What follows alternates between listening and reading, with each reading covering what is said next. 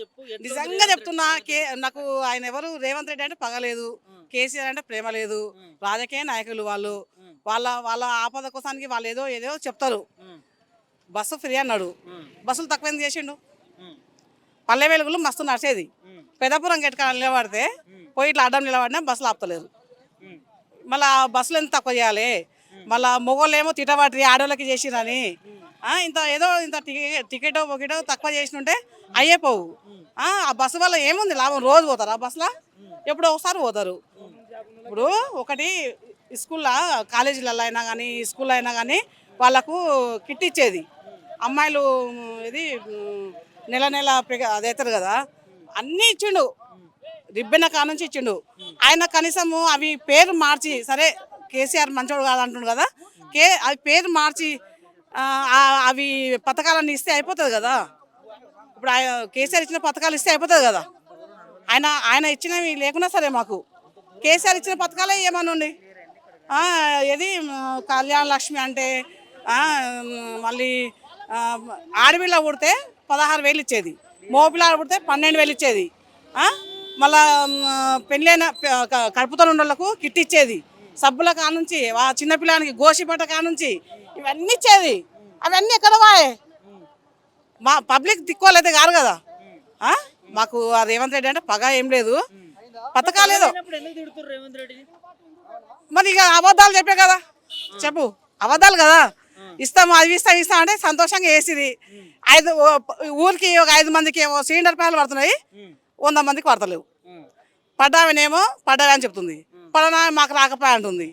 2,500 అనే అవి లేకపోయే, మళ్ళీ ఏది లేకపోయే, ఇంకా ఎట్లా చేయాలి? ఇక చెప్పండి. షాదీ ముబారక్ ఏదో వచ్చింది, ఇంకా ఎప్పుడు రాలేదు. నాకు ఇప్పుడు మా బిడ్డ పెళ్ళి మే నెలలో అయింది.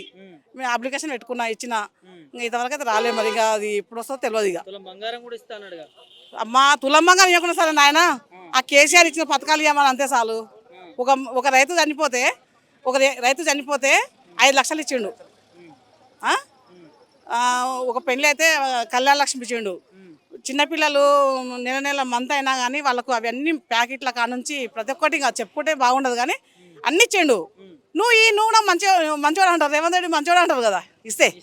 ఇస్తే ఇవ్వకపోతే ఎవరన్నా గన్ని మాటలు పడ్డారా?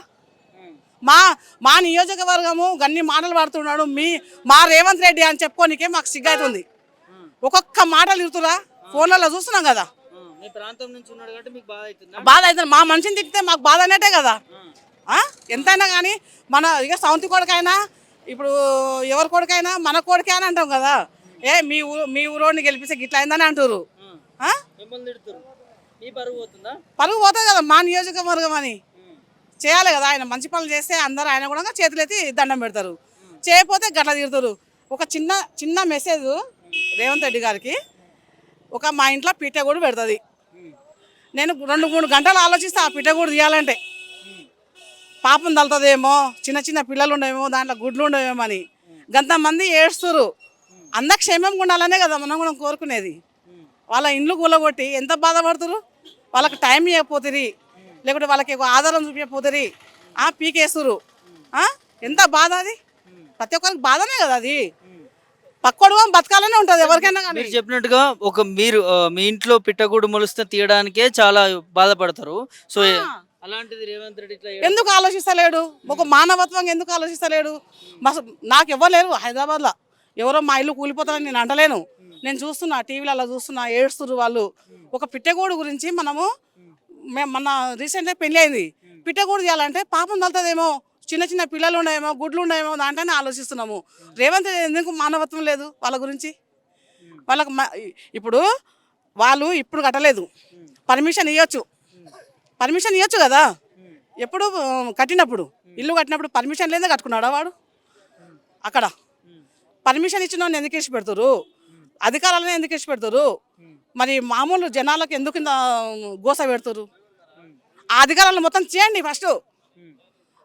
అధికారులను ఎవరెవరైతే పర్మిషన్ ఇచ్చారో, ఎన్ని డబ్బులు తీసుకొని పర్మిషన్ ఇచ్చారో వాళ్ళకు మీరు కట్టుకో. ఇప్పుడు నీ పొలం అయినప్పుడు, నీ సోట అయినప్పుడు ఏం చేయాలి? ఆమె బీస్మెంట్ వేస్తుంటే వాళ్ళు ఆపాలి, వచ్చి బీస్మెంట్ కట్టినప్పుడు ఆపాలి కదా. మరి ఎందుకు ఆపలేదు? ఇప్పుడే ఎందుకు కూలగొడుతున్నారు వాళ్ళ ఇండ్లు? ఏం చెప్తారమ్మా ఫైనల్గా రేవంత్? ఫైనల్గా వాళ్ళకు అట్లా కూలగొట్టకూడదు. వాళ్ళకి ఏదన్నా మంచిగా దారి చూపించి వాళ్ళకు మేలు చేయండి. ఇంకో ఇంకా 100 ఏళ్ళు బతకం మనము, మా అంటే ఇంకా 50 ఏళ్ళు ఆయన బతాడేమో, 10 ఏళ్ళు మనం బతామేమో, కానీ ఇంత ఘోరంగా వాళ్ళకి చేయకూడదు. అందరు బతకాలి, అందరు మంచిగా ఉండాలి, అందులో రేవంత్ రెడ్డి ఉండాలని అనుకుంటాం మేము.